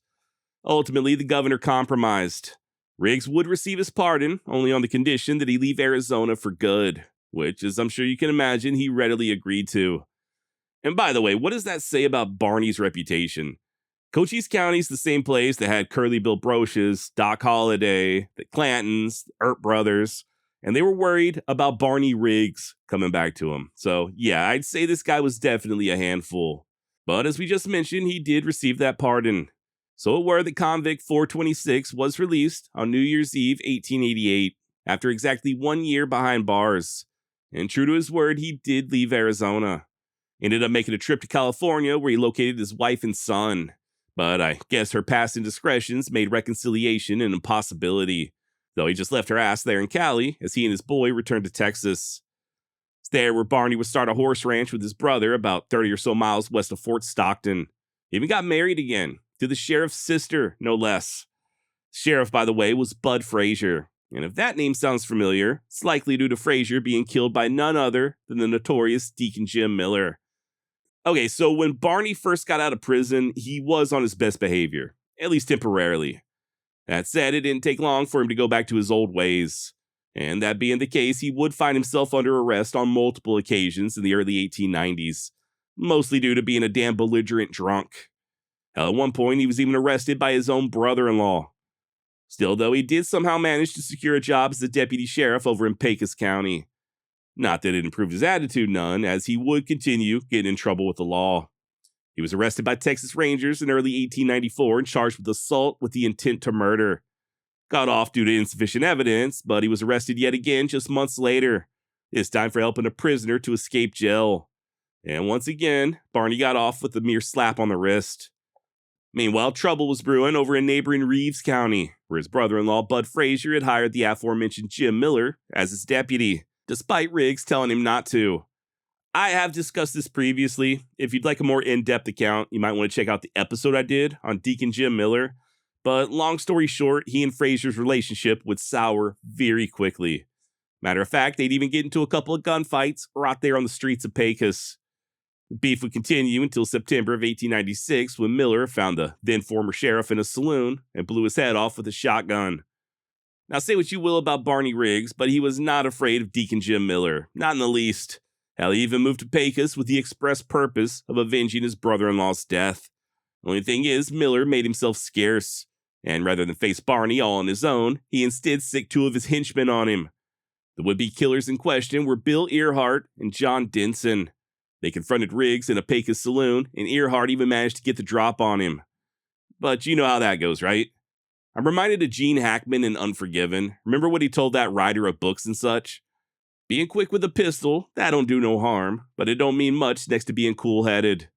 A man who will keep his head and not get rattled under fire, likely as not, he'll kill you. And yeah, despite being outnumbered 2-1, that is exactly what Barney did. Earhart may have been faster, but sure enough, he missed. At which point Barney put a bullet under his left eye, killing him instantly. Denson also managed to fire off a round, but he missed as well and took off running out the front door. So Riggs just coolly followed and shot him in the back of the head. And although he would later turn himself in, Riggs was ultimately acquitted in what the El Paso Times described as a clear case of self-defense. Now, like I mentioned earlier, as cool-headed as Barney was during a gunfight, the rest of his life proved to be quite the disaster. His second wife, Annie, filed for divorce around the turn of the century due to him being, quote, addicted to habits of dissipation and improper associations. And then, when they temporarily got back together, Barney lost his temper and tried setting her on fire. Sure enough, Annie was granted the divorce the following spring. Not only that, but the court ruled that Barney owed her $2,000 in child support, which he refused to pay. So as a result, his ex-wife made her son-in-law from a previous marriage, a guy by the name of Buck Chadbourne, a trustee in order to collect the payments. And when Chadbourne attempted to collect said payments, Riggs publicly berated the young man and whacked him upside the head with his cane. Skip ahead to April 7th, 1902, Barney was drinking over at Fort Stockton when he spied Chadbourne across the street, loading a wagon. So he very predictably flew off the handle and ran outside yelling obscenities. I guess Chadbourne wasn't all that keen in getting a second beating, so when Barney raised that cane of his in a threatening manner, the young man pulled out a revolver and put a slug directly in the veteran gunfighter's chest. Riggs would stagger about 100 yards before collapsing, at which point he was taken to the Kohler Hotel, where he died the following day, just 45 years of age, reportedly cursing Buck Chadbourne till his dying breath. By the way, if you've ever been to Fort Stockton, or you're planning on going, that hotel that I just mentioned where Barney died, it is still standing. In fact, Barney's ex-wife Annie had been managing the place ever since the divorce. It wasn't until Barney's death that she was able to purchase it outright, and she would continue running it all the way until she herself died in 1931, at which point it became the Annie Riggs Memorial Museum. And as far as I know, it is still open as the Annie Riggs Memorial Museum. And yeah, I guess that's about all I've got on Barney Riggs. Yeehaw! We've all seen the movie Tombstone, right? Or at the very least, you've probably heard about Wyatt Earp and his feud with the Clantons. But where exactly did the Clantons originate? And is it true that the family patriarch Newman Clanton was really the meanest of the bunch? Well, today we'll be discussing just that. We'll trace Old Man Clanton from Tennessee all the way to Texas.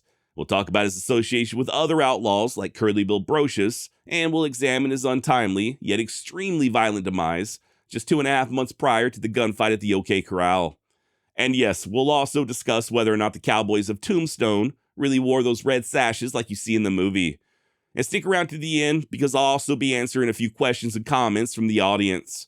Everything from what happened to Billy the Kid's guns after his death, to how the Oklahoma Panhandle came into existence, the history of Fort Worth, and I'll even address what in the hell happened to the intro music. My name's Josh, and this is the Wild West Extravaganza. Yeehaw!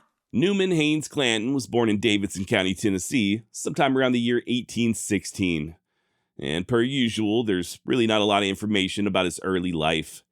We do know that at some point he moved to Missouri, and that by 1840, he was married to a Miss Mariah Kelso. The pair began raising a family right there in Callaway County, and it's there they'd remain for about the next decade.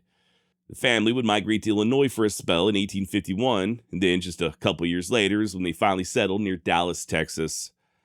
Now, Newman enlisted in the Confederate Army at the onslaught of the war, but it does appear as if his service was relatively short-lived. It's been a brief period with the 1st Texas Artillery before joining the Home Guard and then mustering out in 1862. Like I said, he really didn't serve all that long, and he never saw any action outside of Texas. However, interestingly enough, at least one of his muster rolls hints at him possibly having at least one clash with the indigenous. And yeah, following the war's end, he and his family headed west to Port Hueneme, California, about halfway between Santa Monica and Santa Barbara. This was not Newman's first time in California, by the way. He did make a short trip west, I believe in 1850, but so far as I know, he never struck it rich. And this most recent venture proved just as fruitless. Not only did his wife Mariah pass away en route, but no sooner had Clanton arrived there in California than he got himself involved in a little dust-up known as the Hueneme War, a bloodless land dispute that pitted him and several other squatters against a powerful railroad magnate by the name of Thomas Scott. Thankfully, no shots were fired, and by the early 1870s is when the family finally packed up and headed east to Arizona. Now, the Clantons initially established a ranch on the Gila River, and this was a legitimate ranch, at least at first. They had their own herd of cattle, they dug irrigation ditches, even cultivated about 100 acres worth of crops. Only thing is, Newman, or Old Man Clanton, as he came to be known there in Arizona, apparently wasn't above operating outside of the law. And that being the case, it wasn't long before he began working with the notorious John Kinney, or as we like to refer to him here on the Wild West Extravaganza, Kinney, you bastard. And if you're not familiar with John Kinney, he was a pretty well-known stock thief over in New Mexico. Had his own gang, oftentimes referred to as the Boys, which included such luminaries as Pony Deal, Curly Bill Brocious, and for a very brief period of time, a young man going by the alias of William H. Bonney. These guys would steal horses and cattle from as far away as Texas, and then use their affiliated ranches, like the one owned by Clanton, to sort of launder the livestock. And according to historian John Bosennecker, Old Man Clanton and his sons were indeed a, quote, important link in the chain, trafficking in stolen horses and cattle between southern Arizona and the Texas Panhandle. Finally, in 1878 is when the Clantons moved further south to the San Pedro River, not too far away from what would soon become the notorious boomtown of Tombstone. Now, by this point, most of Newman's children were already fully grown. There were 6 all total, but his oldest boy and his daughters, they stayed behind in California. You might want to double check me on that, but by the late 1870s, it does appear to have just been Newman and his remaining 3 sons, Ike, Phineas, and Billy. That's also about the same time they began associating with a group of hardened desperados known as the Cochise County Cowboys, pretty much doing the same type of stuff they were engaged in further north with John Kinney. Only difference is, by 1880, they were doing most of their stealing south of the border, especially after silver was discovered over in Tombstone. Not only did the Clantons have a seemingly endless supply of air quotes free cattle down there in Norte Mexico, but they also had one hell of a market in Tombstone with all the hungry prospectors. Now, contrary to popular belief, neither the Clantons nor the Cowboys were a formal criminal organization like you see in some of the movies. They also didn't wear red sashes. More on that in just a bit. Truth be told, they were just a loose confederation of ranch hands, and in some cases outright bandits, some of whom had also ridden with John Kinney, who just routinely banded together when they conducted raids down in Mexico. Not only were they successful in making off with a ton of stolen cattle, as well as silver, but they also weren't afraid of using deadly force. like in July of 1879 when they went on a killing spree in Sonora. And then, when the Mexican authorities rode out in pursuit, the cowboys set up an ambush and killed all of them but 3. This would be repeated just 2 years later, in July of 81, following yet another raid down in Sonora. Once again, they were followed, and once again, the cowboys sprung an ambush, killing at least 8 of their pursuers. Following day, another bunch of cowboys, including Old Man Clanton, ambushed a caravan of Mexican smugglers nearby Skull Canyon, killing at least 4 and making off with several $1,000s worth of silver and livestock. And this probably was not the only time they pulled off such a dastardly attack. Matter of fact, just days prior, another caravan, comprised of over a dozen smugglers, completely disappeared on their way from Sonora to Silver City. Apparently, smuggling was a pretty big business along that stretch of the border, and since the victims were themselves operating outside the law, they really weren't all that fired up to go run into the authorities. So a lot of this stuff just got swept under the rug. Or at least it did until these most recent depredations.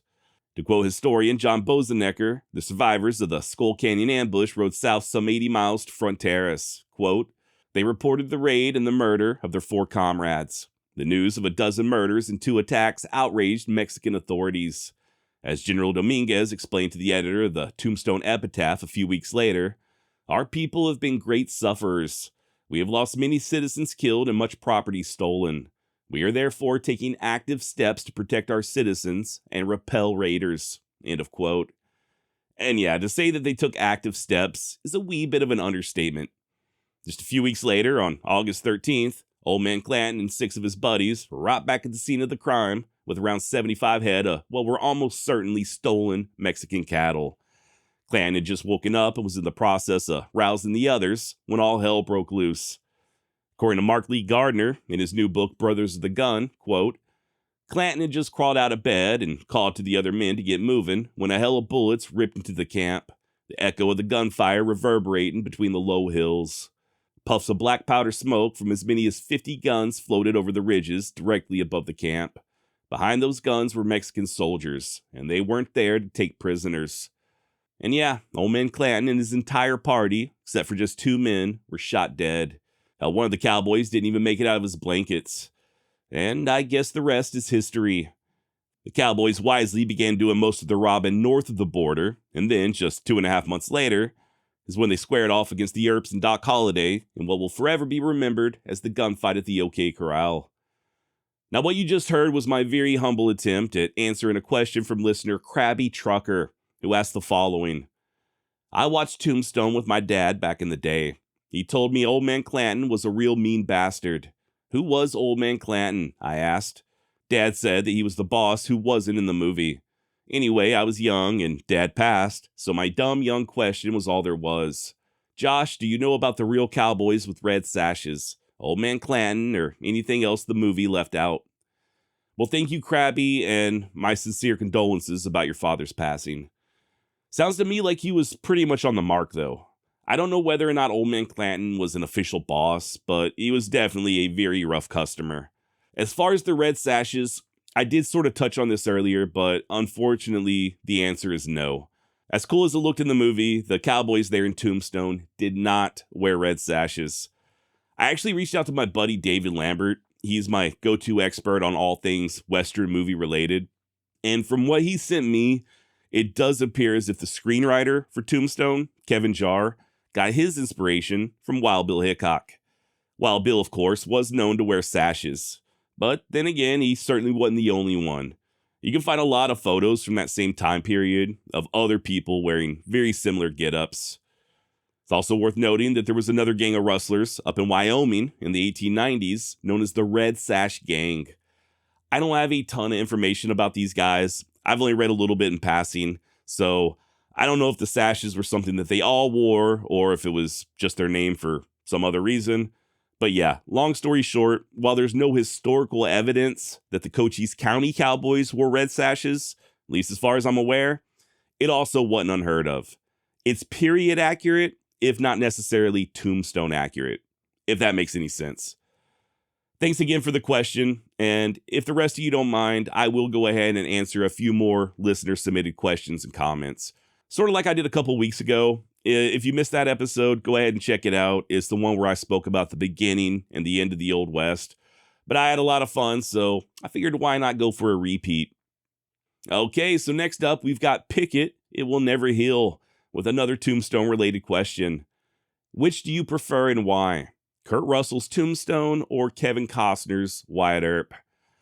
You know, this is probably going to sound like a cop-out, but I like them both. I'm probably going to give the slight edge to Tombstone just because A, it is a great first Western if you're trying to introduce somebody new to the genre, and B, it is very, very quotable. I've heard Mark Lee Gardner, who we referenced earlier, I've heard him say the same thing twice now in a couple of interviews, and I 100% agree. Other than maybe Lonesome Dove, I can't think of a single Western that people quote more often than Tombstone.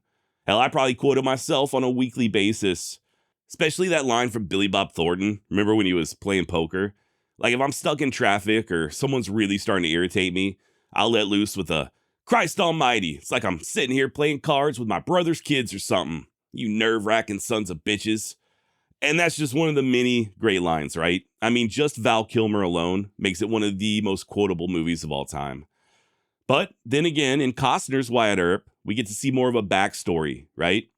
You see Wyatt Earp running away from home, becoming a buffalo hunter, and even meeting Doc Holliday for the first time. So yeah, to answer your question, I do enjoy them both. Maybe a slight edge to Tombstone. And they do both have flaws, by the way, when it comes to historical accuracy. But that's just sort of par for the course. As far as entertainment goes, I give them both 2 thumbs up. Coming in next is Skyzak over on Spotify. Can you do a deep dive into the history of the Fort Worth stockyards within the timeline of the Wild West? Yeah, I could probably do an episode on the Fort Worth stockyards one of these days. I'll tell you this much though, and I know you didn't ask. The only reason I'm bringing this up is because a lot of people just aren't really aware of it. But historically speaking, the stockyards were just where the cowboys dropped off their herds. And then once all the work was done, that's when they'd ride into the actual city of Fort Worth to get their drink on. All of the saloons and gambling halls, the so-called red light district, all of that was located in what's now downtown Fort Worth, as opposed to the stockyards, including the White Elephant. I know there's currently a White Elephant saloon right there in the stockyards, but that is not the original location, and it's also not where Luke Short got into that famous gunfight. Like I said, I'm just bringing this up in case anyone wasn't already aware. I know that area can get a little touristy, but yeah, I think a history on the stockyards might just make for an interesting episode. So thank you, Zach, for the suggestion. Okay, got a few good Billy the Kid comments this week. The first coming from listener Shane on YouTube. I love how this dude acts like Garrett, who was sheriff in the 1800s Wild West, wouldn't force, threaten, or cohorts, I think he means coerce, those there that night to corroborate his story. He had everything to lose and gain by doing so. 1, the reward money, and 2, if it was the wrong guy, how embarrassing. And he would have lost his job and been imprisoned, and it's known dude was a liar and a traitor, so nah, I don't think he killed Billy the Kid. I like this dude and his channel, but you're just reciting the same facts that we all have access to, which is the fake info they make known or had made known at the time. The whole era was corrupt. Garrett did not kill Billy the Kid. Okay, so first of all, thank you very much for the compliment. But as far as Garrett threatening or coercing the citizens of Fort Sumner, if that's the case, then why didn't they speak up after Garrett's death in 1908? Especially considering that many of them were still alive in the 1940s. So I don't know, man. I kind of feel like if they were all threatened, that at least one of them would have come forward at some point and stated the truth, if that was really the case. And this whole idea that if Garrett killed the wrong man, he would have been sent to prison. I've heard a lot of other people say the exact same thing, and I'm going to be honest here. I promise I'm not trying to be a dick, but I just don't understand the logic. Let's go ahead and just think it through, okay? Let's pretend that Garrett did shoot the wrong man, some random Mexican, like a lot of people claim, thinking that it was Billy the Kid, only to then inspect the body and discover that he messed up. I don't know if you're aware of this or not, but sheriffs killing random Mexicans in the Old West wasn't exactly a rare phenomenon, and they almost never got in trouble for it. I mean, hell, the Texas Rangers massacred a ton of innocent Hispanics as recently as the 1910s, And when I say a ton, estimates vary, but it was somewhere between the hundreds all the way up to the thousands, and not a single person was held accountable. So I don't really know why you think it would be any different in New Mexico in the 1880s. We also know that Garrett wouldn't have gone to prison for killing the wrong man, because he had done just that very thing several months prior when he shot Charlie Bowdry. And as far as I know, he wasn't even reprimanded.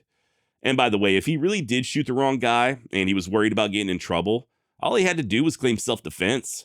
I mean, what's easier, planting a pistol on your victim or threatening hundreds of people and lying to the entirety of the Santa Fe ring in the hopes that a very young bandit would never again resurface? And then on top of all of that, being gullible enough to think that none of the many, many eyewitnesses would ever spill the beans.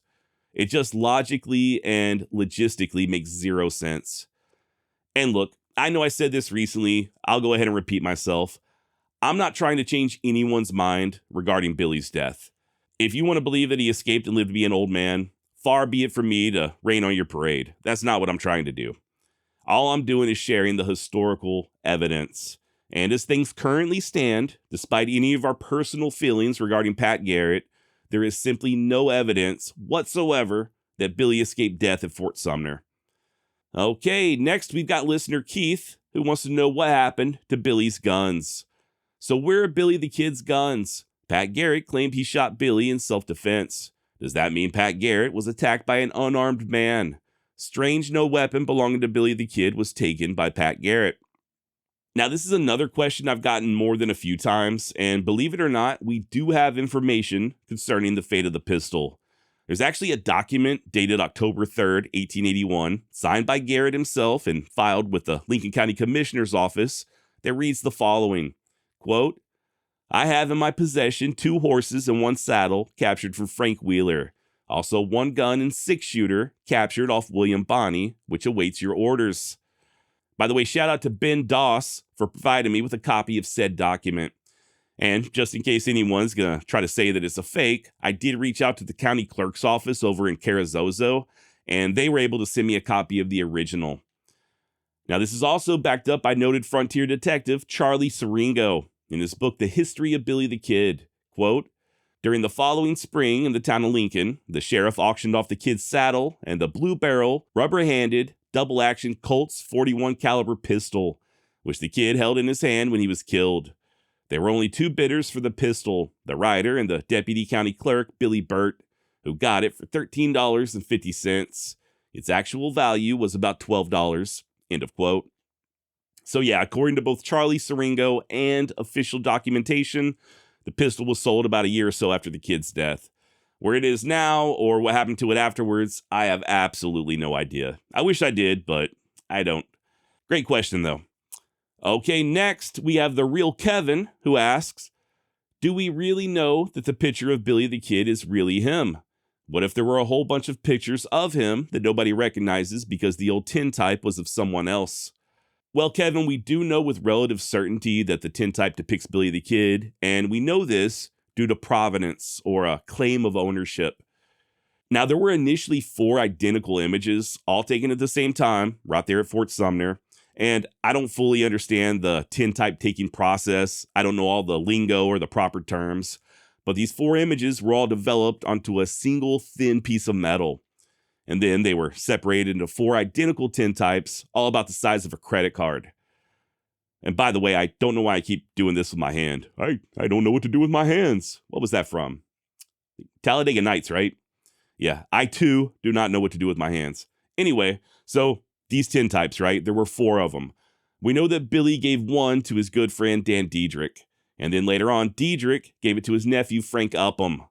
It remained with the Upham family until the 1980s when they loaned it out to the Lincoln County Heritage Trust. And then, in 2011, is when they sold it at auction for over $2 million. So in other words, we know who owned the tintype, literally from the moment it left Billy's hands, all the way up until it was sold at auction. As far as the other 3, Billy gave 1 of them to Delvina Maxwell, but sadly it was lost in a house fire a few years later. And the 3rd photo somehow came into the possession of the Illustrated Police News. Believe it or not, they actually printed the photograph while Billy was still alive. How they got their hands on it, though, remains a mystery. But then again, this is also when Billy was in custody, so I do think it's likely that a guard took it off of him, or possibly even a deputy, and they were the ones that either gave or sold it to the Illustrated Police News. And finally, the last of the 4 images was obtained by none other than Patrick Floyd Garrett. Once again, we don't know how he got it, but if I had to guess, I'd say it's probably after he arrested the kid at Stinking Springs, or maybe even after he killed him over at Fort Sumner. Now, Garrett was quoted in a newspaper in 1902 saying that he still had the tintype, but much like the one that was given to the Police News, nobody knows what became of it. Maybe they were destroyed or lost, or who knows, maybe they're still out there somewhere, just awaiting to be discovered. Take that as a reminder to go check out some of the boxes up in your grandma's attic. Never know what's in there. As things currently stand, though, the only known surviving tintype is the one that I mentioned earlier, the Diedrich tintype, that was sold at auction. But wait, there's more. We also have additional proof from Billy's alleged girlfriend, Pauletta Maxwell. Apparently, she was not a fan, stating, quote, "I never liked the picture. I don't think it does Billy justice. It makes him look rough and uncouth. The expression of his face was really boyish and very pleasant. He may have worn such clothes out on the range, but in Fort Sumner, he was careful of his appearance and dressed neatly and in good taste." So yeah, until someone invents a time machine and we can witness the photo being taken with our own 2 eyes, that's about as good as it can possibly get as far as proof or provenance. Okay, next we got Kazzy, keeping things short and sweet by asking, "Bro, what happened to the intro?" Now, this is more of a YouTube-related question, as the intro can still be heard on other platforms like Spotify and Apple and everywhere else other than YouTube. But really, this was just a strategic decision made on my part, basically just to help maximize reach. Some of you may not remember this, but back in the day, I'm talking like circa 2010, it seemed like everybody on YouTube had these really long songs for their intros. Not clips, but full-length songs. So you either had to skip the first several minutes or just sit there and twiddle your thumbs until the music was over.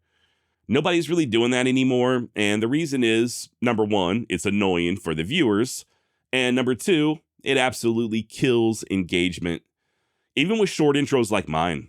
You know, people get bored, and rather than just skip ahead a few seconds, they click off to the next video. And if that happens enough, then the algorithm just assumes that nobody's interested and it stops recommending your content.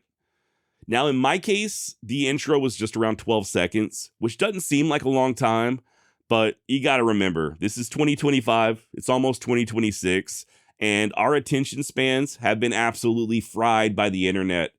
So nowadays, unfortunately, 12 seconds can feel like an eternity when you're doing something online. And look, I actually do have access to my own internal analytics, so I am able to see when engagement starts to drop off. And as crazy as it sounds, those 12 seconds were affecting my average view duration. Like I said, though, this is just on YouTube. If you listen to the podcast literally anywhere else, you'll still be able to hear the intro at the beginning and the full song at the end. I'd prefer to keep it on every platform. I really like the intro. I think it fits the show perfectly. And I also don't think it's gone forever. This is just something I'm trying out for now. We'll see how it works out, and we will adjust from there. But yeah, that is the current situation regarding Introgate 2025. This next one comes from Gamma with a very nice compliment, as well as an interesting question. "I've learned more from you than all of my history classes put together. I've always wondered how the Oklahoma Panhandle has come to be. Did you do a video on it?" Well, thank you, Gamma, and I very much appreciate that. But no, I have not done anything on the Oklahoma Panhandle, but oddly enough, I was just reading about this exact topic a few weeks ago. And a lot of people aren't going to like this, but it all comes down to that dreaded S word, slavery. Okay, so the land that became the Oklahoma Panhandle was originally part of the Republic of Texas. I know I've spoken about the Missouri Compromise on previous episodes, but this is relevant, so let me just give a very quick summary. It was basically a piece of legislation passed in 1820 that prohibited slavery in what remained of the Louisiana Purchase lands north of the 3630 parallel, except for Missouri, hence the compromise. This was just a way of trying to balance out the northern states that wanted to abolish slavery and the southern states who wanted to expand it. Now, if you take a map and draw a line from the border between Arkansas and Missouri, you connect it to what's now the northern border of the Texas Panhandle, all the way west to California. That line is the 3630 parallel.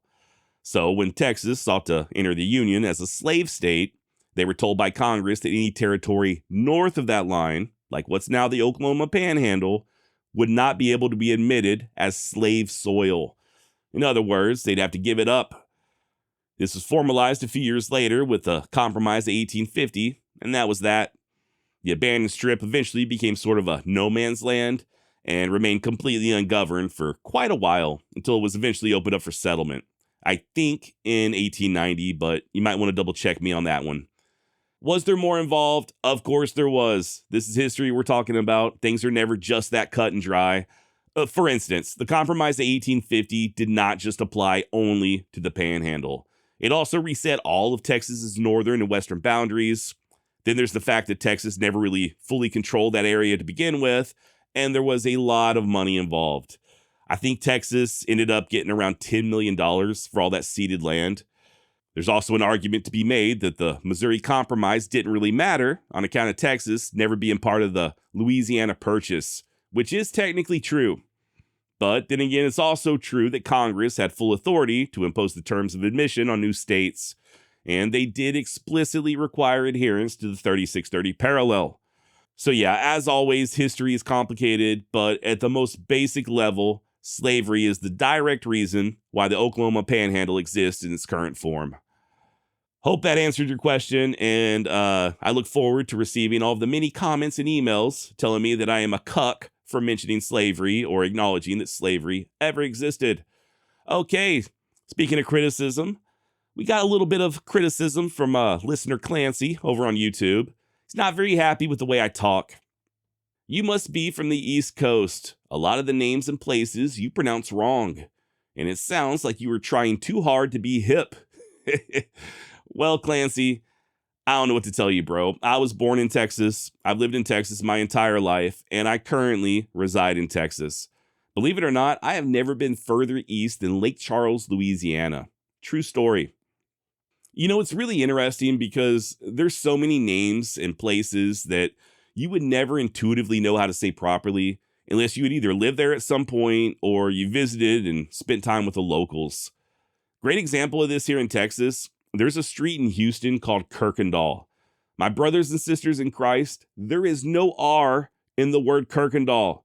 And you would never know how to say it properly unless you've ever been to Houston, or maybe you spent time with someone who was in Houston and they told you about it. There is no way someone looks at that word with zero context and says, hey, you know what? I bet that Y is pronounced R. As far as me pronouncing stuff wrong, though, I do honestly make an effort, much more of an effort nowadays than I used to, but I do make an effort to get the correct pronunciation, but there's always going to be stuff that slips under the radar. Does that mean I'm from the East Coast, or does that mean that just the way words are pronounced can oftentimes be complicated and influenced by local culture? You tell me. So, Clancy, I'm sorry if I let you down, buddy, for the way I talk or for being too hip. These things just happen, but I do promise I'll try to be a good boy from now on. Okay?